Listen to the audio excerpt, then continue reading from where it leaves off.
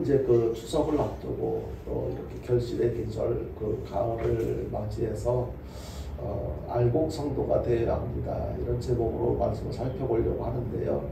마태복음 13장 말씀을 통해서 오늘 오전과 오후에 두 가지로 나누어서 살펴보려고 해요. 그 한 가지 한 번에 다 이렇게 말씀을 전하기에는 시간이 좀 많이 걸릴 것 같고 그래서 이제 두 번 나누어서 오전에는 이 알곡 성도와 관련해서 그리고 오후에는 어떻게 하면 풍성한 결실을 맺을 수가 있을까 이제 그런 내용을 가지고 살펴보려고 하는데요. 오전에 그 알곡 성도가 되어야 된다. 사실 제목만 보면은 어떤 의도로 이렇게 말씀을 전하려고 하는지 아마 다 파악이 되어질 거예요. 제가 그 어저께 그 청주 고향을 다녀오면서 주변에 이렇게 그 가을에 보여지는 가을의 들의 모습은 정말 아름답지요. 아주 특히 그 논에 벼 이삭들이 누렇게 익어가고 그리고 점점 이렇게 그 여물수록 알곡이 여물수록 고개가 숙여지는 그 벼 이삭을 보면서 많은 것을 생각하게 합니다. 근데 그 벼 이삭뿐만 아니고 모든 곡식들 이제 곧 막 이렇게 추수가 시작되어질 텐데 뭐 이렇게 시골에서 농사를 경험해 보신 분들은 아시겠지만 모든 곡식들, 과일도 역시 마찬가지고요. 다 모든 곡식들이 다 먹을 수 있는 그런 알곡들이 아니라는 거죠. 추수를 해보면 거기에 어떤 거는 참 이렇게 끝까지 추수를 했는데도 이렇게 벼 이삭이 빳빳하게 서 있는 그런 것들이 있어요. 그것은 뭐냐면 그 속에 사람들이 먹을 수 있는 알맹이가 없고 쭉정이만 있으니까 무게가 없으니까 숙여지지가 않는 거예요. 그러니까 그냥 그 알곡 그 곡식이 점점 여물어 갈수록 알맹이가 성실해질수록 고개를 숙이는데요. 그렇지 못한 그 쭉정이는 그냥 빳빳하게 서 있어요. 어쩌면은 빳빳하게 서 있으면서 굉장히 어떤 자기 자태를 나는 잘났어 이렇게 뽐낼지도 모르겠어요. 근데 결국에는 그렇게 빳빳하게 서 있는 그 곡식은 아주 비참해진다는 것을 우리가 잘 알고 있죠. 좀 더 나중에 좀 더 이렇게 자세하게 그 부분에 대해서 살펴보겠는데요. 그렇게 알맹이가 없는 쭉정이가 있고 또 뭐 이렇게 그 곡식과 비슷하게 생긴 벼와 비슷하게 생긴 그 피라는 게 있어요. 이것은 그 일단 말로 가라지라고 하는데요. 생긴 모습은 곡식과 같지만 사실 실질적인 내용은 곡식이 아니라는 거죠. 그러니까 쭉정이와 가라지 이것은 공통점이 있어요. 그 사람들에게 아무런 유익도 끼치지 못한다, 필요성을 느끼지 못한다. 결국에는 그 쭉정이와 가라지 이것은 버려지게 된다라는 것을 알 수가 있는데요. 우리들은 그 뭐 이렇게 시골에서 이렇게 벼를 이제 농사를 짓고 추수를 할 때 그때까지는 가만히 내버려 뒀다가 왜냐하면은 그 가라지인 줄을 알긴 아는데 보여져서 알긴 아는데 그 옆에 가라지만 뽑으려고 하다가 곡식까지 상하는 어떤 문제가 발생할까봐 곡식을 염려해서 가라지를 그냥 내버려 두는 경우가 있습니다. 근데 추수 때가 되면 다 선별을 하죠. 분리해가지고 알곡은 곡간에 들이고 쭉정이는 뭐 이렇게 묶어가지고 이제 불에 태우고 버려짐을 당하고 그리고 그 쭉정이도 그렇고 가라지도 그렇고 결과적으로는 똑같은 어떤 비참한 결과를 경험하게 됩니다. 아주 불행한 모습이지요. 이런 모습을 통해서 이 마태복음 13장에 보면 6가지 비유를 설명을 해주고 있어요. 예수님께서 6가지 천국에 대한 비유, 또 성도들의 이런 성도가 되어야 된다, 이런 믿음을 가져야 된다라고 하는 6가지 비유의 설명을 해주고 있는데 오늘 보게 되는 이 비유는 이 가라지 비유는 그 24절부터 30절까지 이 비유는 두 번째 주님께서 그 말씀하신 비유에 해당되는데요. 이 내용을 통해서 우리가 생각해 볼 수 있는 것은 성경에서 이렇게 비유로 설명을 해주시는 그 이유가 무엇이냐면 성도들이 이해하기 쉽도록 신앙생활을 더 잘할 수 있도록 하기 위해서 이제 그렇게 비유로 설명을 해주시는 거예요. 그래서 이 알곡과 가라지의 비유를 통해서 무엇을 깨닫게 해주냐면 우리 성도들 사이에도 같은 어떤 공간에서 같이 예배를 드리고 있긴 하지만 신앙생활을 하고 있긴 하지만 그 가운데서도 알곡과 같은 성도가 있고 또 버려질 수밖에 없는 가라지와 같은 쭉정이와 같은 그런 성도들도 있다는 거예요. 근데 대체적으로 보면 나는 알곡일 거다라고 생각들을 해요. 그게 문제예요. 나는 진짜 알곡인가? 나는 이렇게 마지막 때에 하나님께서 추수하실 때, 심판하실 때 나는 알곡과 같은 성도가 돼서 이렇게 곳간, 여기서 이야기하는 곳간은 바로 천국이지요. 천국으로 옮겨질 수 있는 그런 성도인가?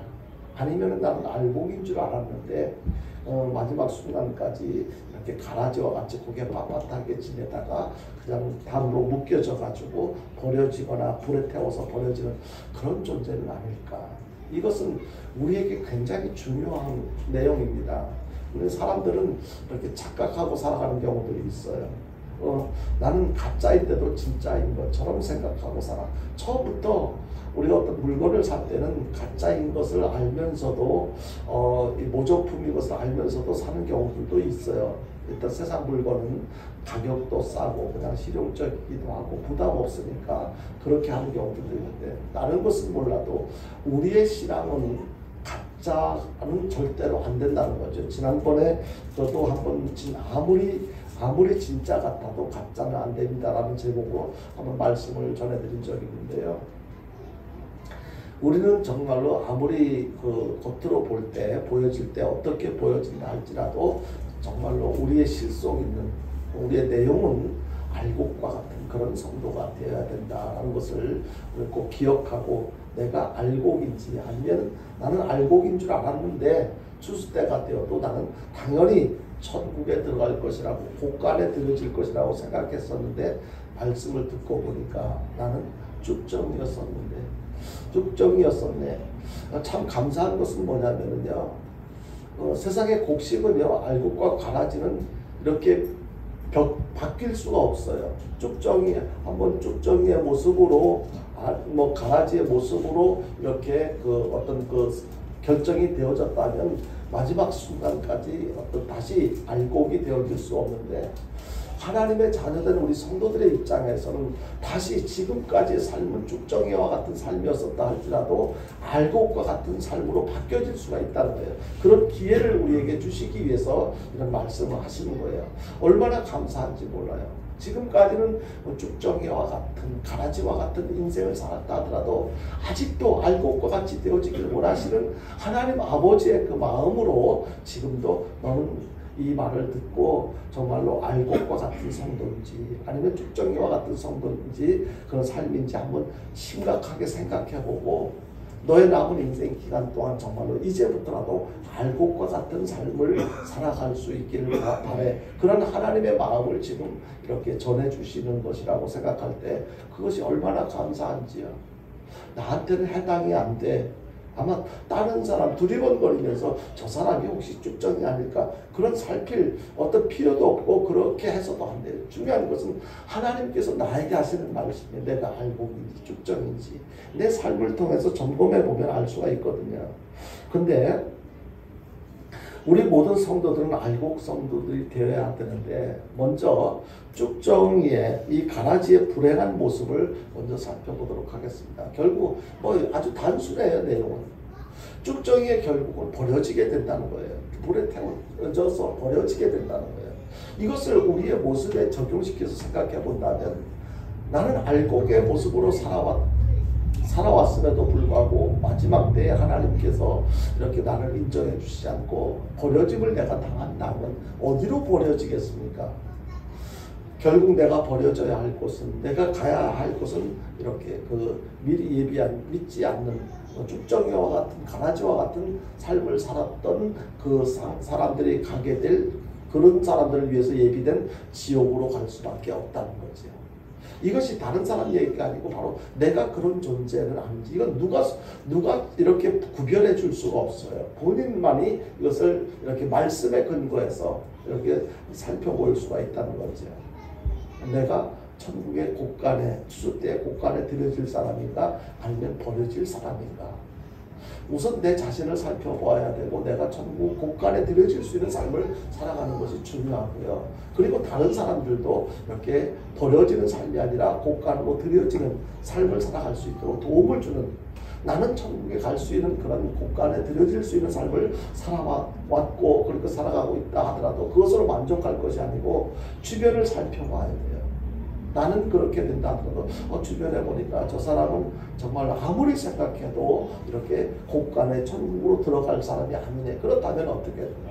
하나님께서 나에게도 다시 알곡의 성도의 모습으로 살아갈 수 있는 기회를 주셨듯이 그 사람에게도 알곡으로 살아갈 수 있도록 내가 도움을 줄 길은 없을까? 어떻게 하면 그 사람이 천국에 들어갈 수 있도록 내가 도움이 될 수 있을까?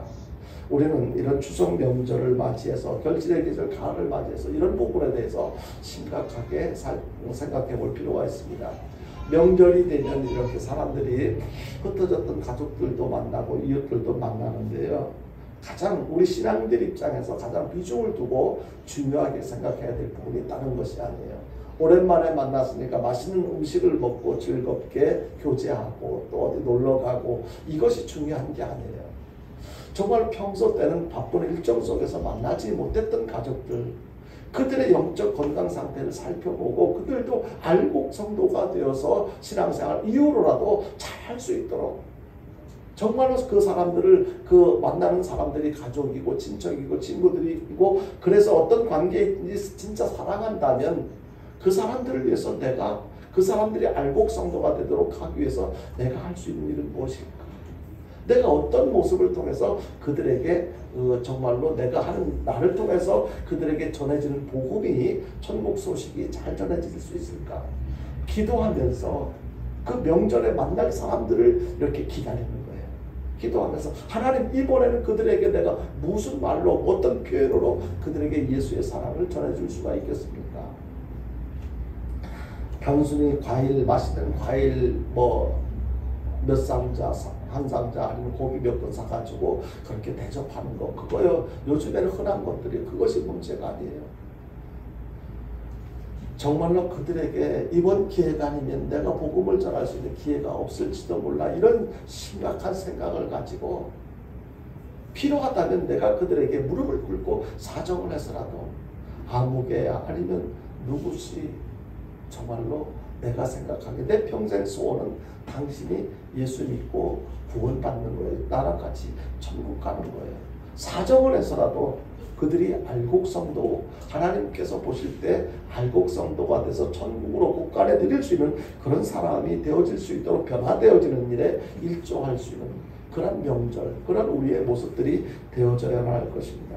이 가라지의 모습은요, 이 가라지의 불행한 모습을 통해서 이 가라지 같은 어떤 신앙인들의 불행한 모습을 볼 수가 있어야 돼요. 가라지는요, 이에 대해서 마태복음 3장 12절에서 이렇게 말씀을 하고 있습니다. 한번 다시 보겠습니다. 마태복음 3장 12절 같이 봅니다. 시작. 손에 키를 들고 자기의 타작마당을 정하게 하사 알곡은 모아 곳간에 들이고 쭉정이는 꺼지지 않는 불에 태우십니다. 여기에요. 알곡은요. 거듭 말씀드리지만 알곡은 신앙생활을 잘해서 하나님을 인정하고 구원받을 수 있는 천국에 갈 수 있는 그런 믿음을 갖고 살아간 사람을 이야기해요. 이 알곡을 모아서 어떻게 한다고요? 곳간에 들이고 천국에 들어갈 수 있도록 한다는 거예요. 천국에서 받아준다는 거예요. 그 반면에 쭉정이는 어떻게 해요? 꺼지지 않는 불에 태우시라. 세상에서의 발생되어지는 모든 화재는 꺼져요. 시간이 되면 꺼져요. 꺼짐에도 불구하고 그 피해는 말로 표현할 수 없을 만큼 꺼지요. 그런데요, 여기서 이야기하는 쭉정이는 그 예수 믿지 않는 믿음 없는 사람들은 꺼지지 않는 불에서 계속 태운다는 거예요. 계속요. 한번 생각해 보세요. 나는 예수 믿어 알곡 성도로서의 삶을 살다가 고간에 천국에 들어갈 수 있는데 내 사랑하는 자녀들이나 혹은 주변의 친척들이나 가족들이 그들이 영원히 꺼지지 않는 지옥에서 고통스러워 괴로워하는 모습을 한번 생각해 보십시오. 맛있는 음식이 넘어갑니까? 여행이 즐겁겠습니까? 그런 모습들을 보면서 아직도 때가 되면, 막연하게 때가 되면 그래도 하나님께서 하시는 일이니까 그 때가 되면 예수 믿을 때가 오겠지, 그렇게 생각하십니까? 우리는 지금 그렇게 여유를 부릴 때가 아니에요. 항상 아까 간증한 집사님도 표현을 했습니다만, 지금이 오늘 예배가 마지막 드려지는 예배일지도 모른다는 생각. 앞으로 10년, 1000년을 사는 한이 있다 할지라도, 그럴 수 있다 할지라도 우리의 마음 자세는요, 지금이 마지막처럼 살아가는 것, 이것이 필요한 거예요. 마지막 심판 때 알곡 성도는 천국에 들이고 쭉정이 성도는 지옥에 들어가게 된다는 것, 이거요 거짓말 같습니다. 사실로 믿어진다면 우리의 생각이 바뀌어져야 되고 표현이 달라져야 되지 않겠습니까? 열매는 따로 모으고 쭉정이는 불에 태워버린다는 건데요. 오늘 말씀에서 가라지라는 말, 오늘도 가라지라는 말을 표현하는데요. 열매 맺지 못한다는 관점에서 보면 쭉정이와 가라지는 같은 공통점이 있어요. 버려진다는 거예요. 불에 태워진다는 거예요. 지옥에 떨어진다는 거예요. 근데 오늘 말씀에서 가라지를 알고서도 미리 뽑아버리지 않은 이유는 가라지를 뽑다가 곡식까지도 이렇게 상하게 될까봐 그렇게 하지 않았다고 말씀을 하고 있습니다. 만약에 우리들이 계속해서 가라지처럼 신앙생활을 잘못한다면 하나님이 지금은 내버려 두셔도 결과적으로 어떻게 된다는 것, 이것을 말씀해 주고 있는 거예요. 그때 가봐야 하는 것 아니냐고 그렇게 말할 수 있는 사람이 있다면 아직도 너무너무 답답한 거예요. 어리석은 거예요. 여러분 꼭 명심하시기 바랍니다. 내가 적당히 아무렇게나 신앙생활을 해도 언제까지 괜찮은 거 절대로 아니에요. 그렇다면요, 가라지를 심판하시려는 그 이유가 무엇일까? 가라지를 하나님께서 왜 심판하시려고 할까? 왜 가라지를 버리실까? 가라지 나름대로 쓸모가 있는 부분은 없을까? 가라지를 심판하시는 이유는요, 첫 번째 가라지는요, 그 알곡의 영양분을 빨아먹어요. 그러니까 알곡이 자라는 것을 방해해요. 그러니까 이 가라지 같은 성도들은요, 어떻게든지 이렇게 성도들이 신앙생활 잘하는 것을 방해해서 이런 식으로 저런 식으로 이렇게 미혹하기도 하고 신앙생활 잘하지 못하도록 방해를 한다는 거예요. 성도들에게는 반드시 다른 사람의 신앙생활을 성장을 방해하는 사람은 이렇게 가라지 성도라는 것. 나도 모르게 내가 지금 하는 말이, 행동이, 예를 들어서 막 이렇게 신앙생활 잘하려고 하는데 그거 꼭 당신이 해야 돼? 막 이렇게 해가지고 그 봉사한다든지 섬긴다든지 아니면은 또 무슨 성경 공부를 한다든지 전도를 한다든지 그렇게 할 때 다른 걸 그걸 하지 못하도록 이렇게 간접적으로 표현을 한다면, 직접 혹은 간접적으로 표현한다면 그 신앙생활을 방해하는 가라지와 같은 그런 모습인 거지요. 그런가 하면 가라지는 열매가 없어요. 사람들에게 유익을 주지 못하는 거예요. 알곡이 되어야만 사람들에게 유익을 주잖아요. 그런데 가라지는 알맹이가 없어요. 오랫동안 교회를 다녀도 신앙생활에 열매가 없는 사람, 가라지와 같은, 이거 흔히 쉽게 이렇게 볼 수가 있어요. 우리 교회는 모두가 다 한결같이 몇 분 안 되기 때문에 각자의 위치에서 나름대로 다들 열심히 하시는데, 큰 교회 가보면 구경꾼들도 있고요, 방해꾼들도 있고요. 그러니까 가라지와 알곡이 막 섞여 있는 것을 어렵지 않게 볼 수가 있는데요. 정말로 알곡은요, 사랑의 열매가 있어요. 정말로 어떻게 해서든 희생하고 다른 사람들에게 도움을 주려고, 교회에 유익하게 하려고 막 사랑을 실천해. 그거 아깝다, 힘들다, 어렵다 하지 않아요. 사랑의 열매가 있고 희락의 열매가 있고요. 그리고 서로 어떻게 하면 우리 구성원들이 화평하게 지낼 수 있을까? 화평의 열매라든지 온유의 열매, 절제의 열매, 충성의 열매, 전도의 열매, 기도의 열매, 봉사의 열매, 섬김의 열매, 이렇게 성령의 9가지 열매를 비롯해서 사랑의 열매들이 자연스럽게 주렁주렁 맺혀져서, 그것을 나는 이런 열매를 나에게서 맺혀서 설명하지 않아도요, 보여지게 되고 느껴지게 돼요. 여러분에게 이런 신앙의 열매가 있기를 바랍니다. 나에게는 이런 신앙의 열매가 있나? 만약에 이런 열매가 없다면 나도 지금은 가라지와 같은 모습이라는 것을 깨달아 알아야 돼요. 어떻게 하면 이런 신앙의 열매, 성령의 열매를 맺히며 살아갈 수 있을까? 굉장히 중요한 거예요. 나는 알곡 성도인 줄 알았는데 가만히 보니까 기도하지 않아. 말씀을 가까이 하지 않아. 사랑하는 것을 굉장히 인색하게 생각해. 만약에 이렇다면요, 하나님 앞에 회개해야 돼요. 하나님, 나는 알곡인 줄 알았는데 말씀을 듣고 보니까, 말씀의 거울에 비춰보니까 내가 바로 가라지였네요.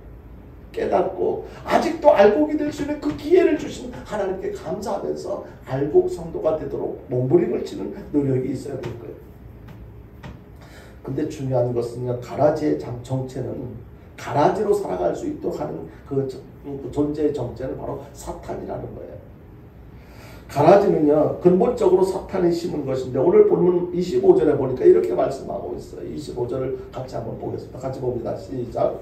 사람들이 잘 때에 그 원수가 와서 곡식 가운데 가라지를 덧뿌리고 갔더니, 사람들이 잘 때 언제요? 기도하지 않을 때, 신앙생활 방심하고 소홀히 할 때, 그렇게 별로 그렇게 심각하게 생각하지 않을 때, 신앙생활보다 세상 일에 더 마음 두고 비중을 두고 살아갈 때, 나도 모르는 사이에 사탄이 와가지고 신앙생활에 지장을 주는, 어떤 피해를 주는, 그런 악영향을 주는 그런 것을 내 마음속에 심어주고 갔다는 거예요. 성도 여러분, 가라지는요, 사탄이 뿌린 것이라는 사실을 알아야 돼요. 내 마음속에 사탄의 기질, 그런 가라지의 기질이 내 마음속에서 조금이라도 이렇게 보여진다면 이것은 사탄이 뿌린 거네. 신앙생활을 못하게 만들고 열매를 거두지 못하게 만드는 것은 근본적으로 사탄의 계략이라는 사실을 기억해야 될 것입니다. 문제는 사탄의 꼬임에 넘어가지 말아야 한다는 거예요. 빨리 이것이 사탄의 장난이네, 계략이네, 이것을 찾았다면 빨리 알아차려야 되고, 찾았다면 이것을 단호하게 거절하고 다시 바로 설 수 있는 그런 모습으로 회복되어져야 하는 것입니다. 그렇다면 이런 가라지의 운명은 어떻게 될까? 본문 30절에서 이렇게 말씀하고 있습니다. 같이 봅니다. 시작. 둘 다 추수 때까지 함께 자라게 두라. 추수 때 내가 주소꾼들에게 말하기를, 가라지를 먼저 거두어 불사르게 단으로 묶고 곡식은 모아 내 곡간에 넣으라 하시라. 하나님의 심판을 받게 된다는 것을 말씀하고 있는 것입니다. 여러분, 하나님의 심판을 면할 길이 없어요. 지금 정치인 중에 어떤 분이 그렇게 심판을 받지 않으려고 온갖 몸부림을 치고 있는데요, 하나님 앞에서 그렇게 할 수가 없어요. 그게 통하지가 않아요. 지금은 가라지처럼 신앙생활을 해도 하나님은 그냥 내버려 두십니다. 그냥 내버려 두세요. 그리고 심판날에 하나님의 무서운 심판을 받게 하시겠다는 말씀인데요, 저와 여러분 모두는 이와 같은 불행한 가라지 성도가 되지 않게 되기를 주님의 이름으로 축원드립니다. 우리는 알곡이 돼야 돼요. 곡간에 들여진 알곡이 돼야 돼요. 그런가 하면 알곡 성도들의 알곡의 축복을 오늘 살펴봅니다. 알곡의 축복은요, 알곡은 모진 비바람을 잘 견디면서도 이렇게 정말로 유익한 존재로 이렇게 남습니다. 숨이 꽉 차서 탐스럽게 열매를, 속이 꽉 차서 이렇게 탐스럽게 열매를 맺어서 수고한 농부를 기쁘게 해요. 내가 그동안 땀 흘리고 수고한 보람이 있구나. 그 속이 꽉 찬 그 열매를 보면서 농부가 얼마나 기뻐하겠습니까? 알곡은요, 살이 꽉 찬 꽃게와 같이, 여러분들 깨장 많이 깨 요리 드셔보셨을 때 어떤 거는 깨는 보면은 껍데기만 딱딱한데 혹시 그걸 까뒤집으면 뭔가 기대를 하고 까뒤집었는데 속이 텅 비었어요. 가끔 깨 요리를 먹어볼 때 그런 것을 경험하잖아요. 어떤 거는 딱 열어봤는데 안에 꽉 찼어요. 그냥 갑자기 깨 이야기를 하니까 입에 침이 도는데, 아마 속이 꽉 찬 거하고 쭉정이 깨하고 아마 여러분들 어떤 상태인지 아마 이렇게 생각을 느끼실 수가 있어요. 호박도요, 어떤 거를 딱 잘라보면 속이 꽉 알이 찬 거 있고, 어떤 속이 텅 비어가지고 실속이 없는 것들이 있어요. 우리 신앙도 역시 마찬가지라는 거예요. 알곡 성도라면 속이 꽉 찬 성도, 신앙생활에 열매가 있는 성도. 그러니까 그의 어떤 그 삶의 내용을 통해서 어떤 쭉정인지 알곡 성도인지를 알 수가 있습니다. 알곡 성도는요, 대충 신앙생활을 하거나 형식적으로 하지 않아요. 한 가지를 하더라도 하나님 앞에서라는 사실을 인정하면서 누구를 만나서 어떤 말을 하고 표현을 해도 부끄럽지 않은, 후회하지 않는, 정말 덕이 되는 그런 말과 행동을 하려고 애를 써요. 사람이기 때문에 때로는 실수를 할 수도 있을 거예요. 그냥 사람들끼리 어울리면서 하는 어떤 속된 말, 속된 표현 이런 것도 하고 싶기도 하고 충동을 느낄 수도 있을 거예요. 그러나 정말로 하나님 앞에서 내가 거룩하니 너희도 거룩하라고 하시는 하나님의 말씀을 기억하면서 그것을 절제를 해요. 이게 누구예요? 알곡 성도들의 어떤 모습인 거예요. 살아가면서 겪게 되는 여러 가지 어려움들, 그런 어려움들을 아무리 큰 어려움을 만난다 할지라도 절망하거나 좌절하지 않습니다. 신앙생활을 이렇게 건너뛰지 않아요. 나 좀 힘들으니까 쉬었다가 신앙생활할게 하지 않아요. 어떻게 해서든지 이 신앙생활의 중요성을 알고 계속 이어가기 위해서 이렇게 몸부림을 치려 노력을 하죠. 근데 알곡 성도가 아닌 쭉정이와 같은 가라지와 같은 성도는요, 찬스다, 내가 쉬어야 되겠다라고 그렇게 생각하고 그 예전에 즐기던 세상으로 마음을 빼앗깁니다. 알곡 성도는 교회 안에서도 손님처럼 그렇게 하지 않아요. 모두가 다 주인 노릇을 해요. 모두가 다 하나님께서 이렇게 나에게 이 교회의 주인 되게 하셨어. 그래서 새로운 사람이 오면은 그저 반갑게 맞이하고 손님처럼 멀뚱멀뚱 그냥 이렇게 지붕에 올라가는 닭 쳐다보는 개처럼 그렇게 하지 않는다.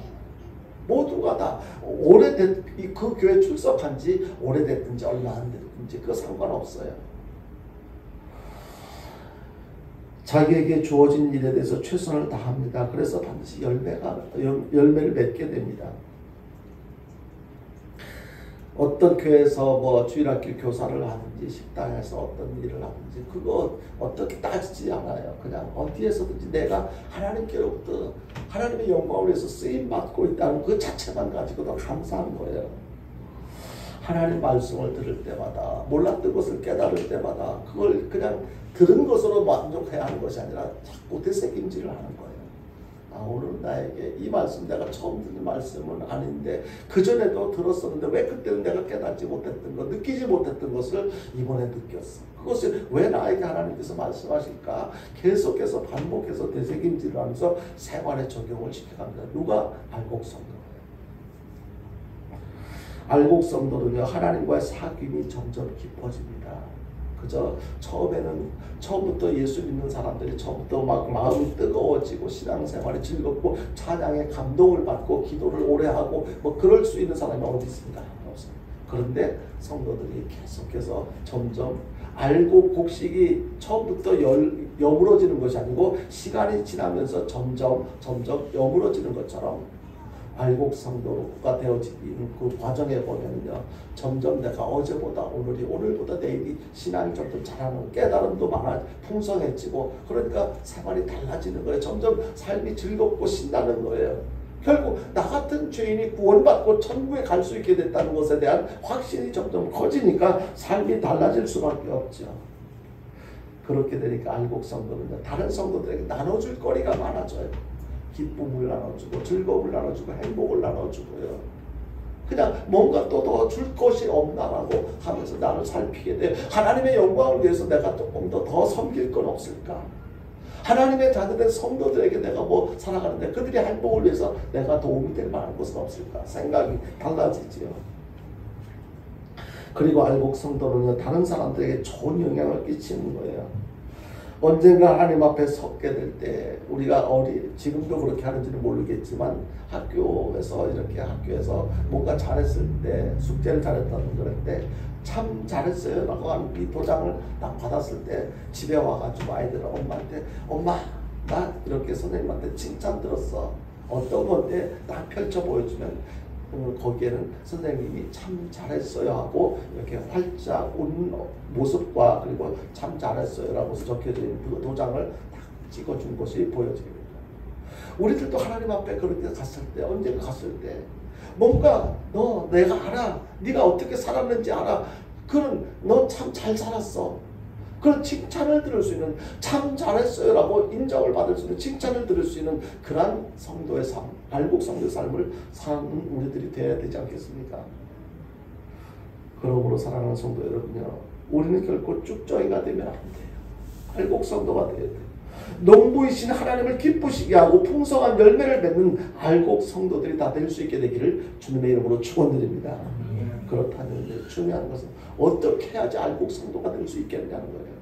어떻게 사는 것이 알곡 성도의 삶인가? 먼저 알곡 성도가 되기 위해서는요, 믿음의 씨가 옥토와 같은 마음밭에 뿌려져야 하는 것처럼 알곡 성도가 되려면 우리의 마음밭이 옥토가 돼야 돼요. 옥토가 돼야 돼요. 성경에 보면은 오늘 마태복음 13장에 보면 네 가지 밭의 비유를 설명을 해주고 있지요. 길가밭, 가시떨기밭, 돌짝밭, 그리고 이렇게 옥토밭, 네 가지를 밭을 말씀해주고 있는데, 이거를 제가 아마 몇 주 전에 어린이 예배 때 이제 설교를, 이 내용을 가지고 설교를 했는데, 얼마 전에 제 생일 때 아이들이 저에게 카드를 써줬어요. 이제 초등학교 1학년, 2학년이니까 글씨를 얼마나 잘 쓰겠어요.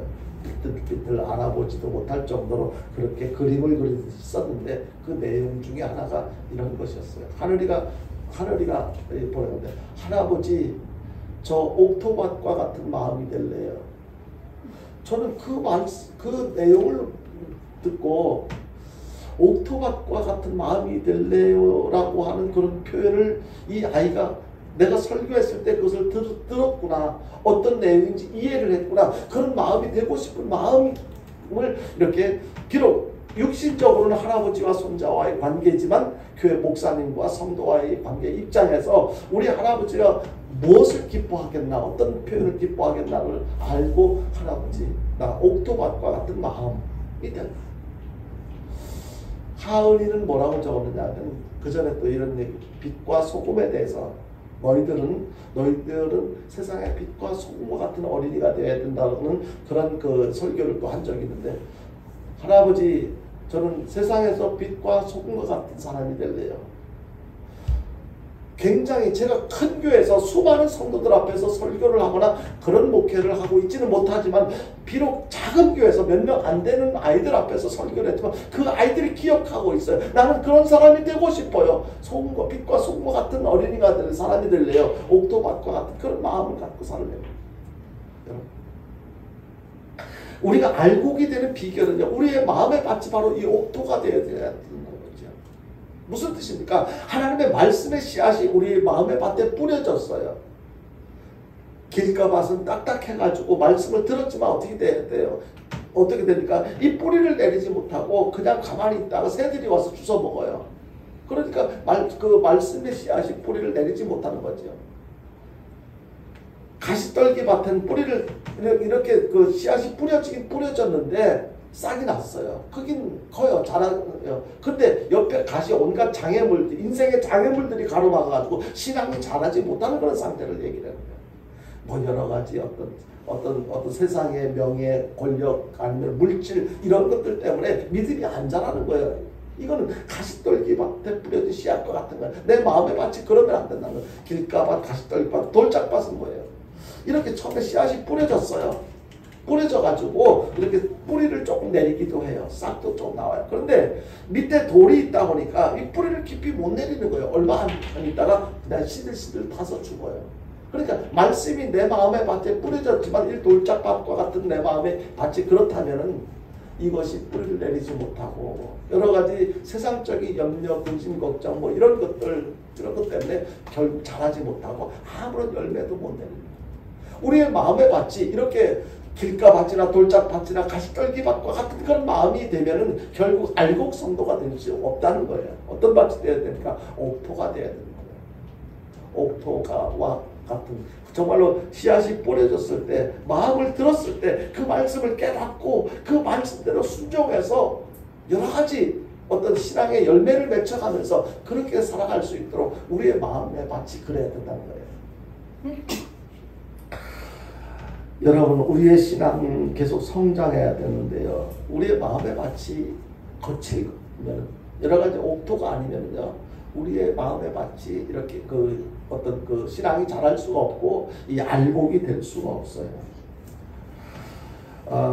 예수님은 인격적으로 신앙적으로 완벽한 하나님의 아들이셨음에도 불구하고 주변의 많은 사람들은 예수님을 인정하지 않았어요.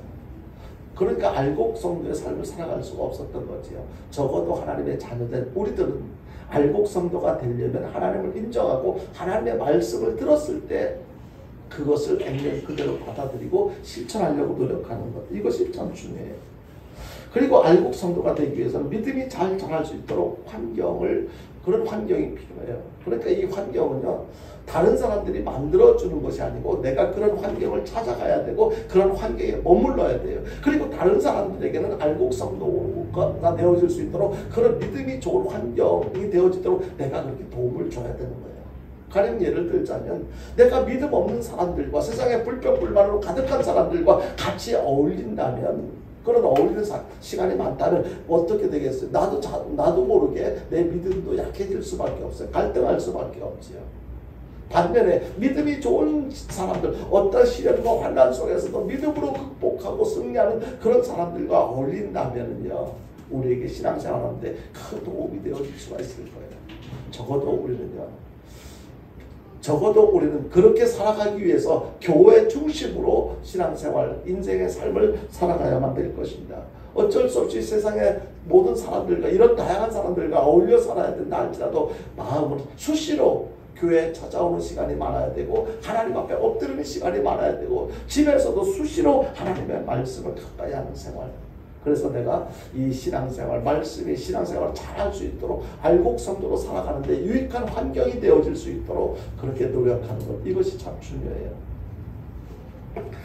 신앙의 열심을 품는 성도와 어울리면 자기도 신앙이 자라간다는 것은 여러분들이 지금까지 살아오시면서 많은 경험을 했을 거예요. 맨날 세상에서 돈 버는 일 아니면 이런 불평불만이 가득한 사람들과 어울리면 나도 모르게 거기에 공감을 하게 되면 나도 그런 사람들과 다를 바 없는 존재가 돼요. 교회를 사랑하는 사람과 교제를 나누면 자기도 교회를 사랑하게 되는데, 그거 교회는 특별한 사람들만 하는 거야, 우리는 그저 그거 안 해도 돼, 뭐 이런 식으로 부정적으로 이야기하는 사람들과 계속 어울리다 보면 그 말이 맞는 것처럼 생각할 수도 있어요. 하나님의 은혜를 사모하는 사람과 깊은 교제를 나누면요, 자기도 하나님의 은혜를 사모하게 되죠.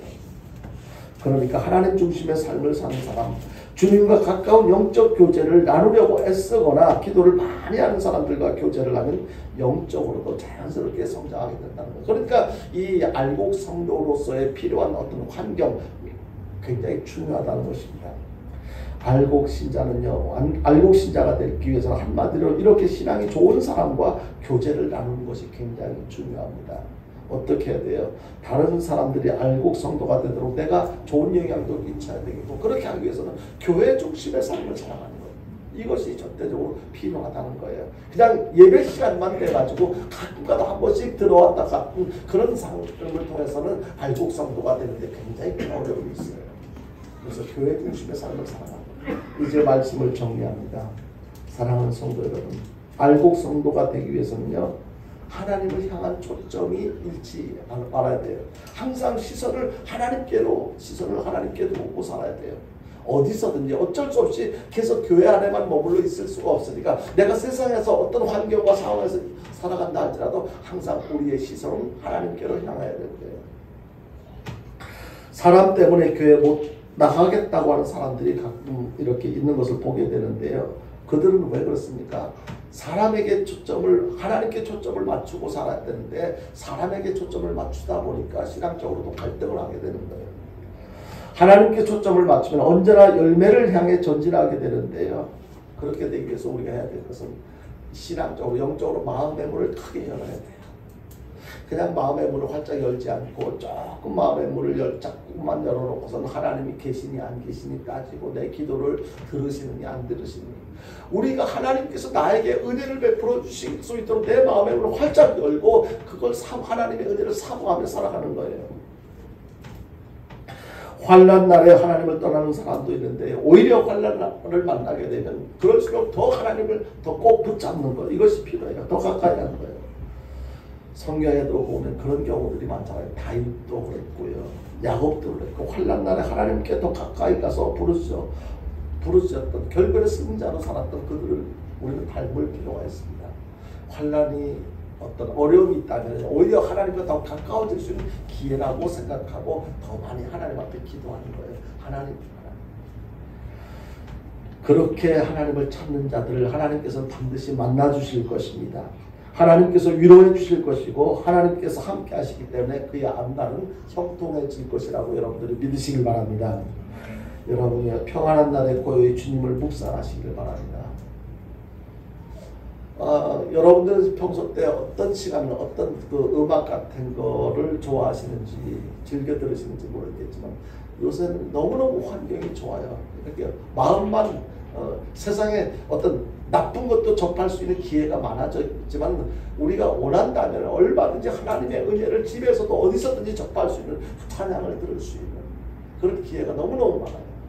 저 수시로 저는 찬양을 이렇게 다양한 찬양을 듣긴 하는데 그때그때마다 느낌이 달라지는 것을 경험해요. 어저께 저녁에도 이렇게 말씀을 이렇게 정리를 하면서 찬양을 통해서 혼자 멍청하게 막 눈물도 흘리기도 하고 하나님 너무 감사해요.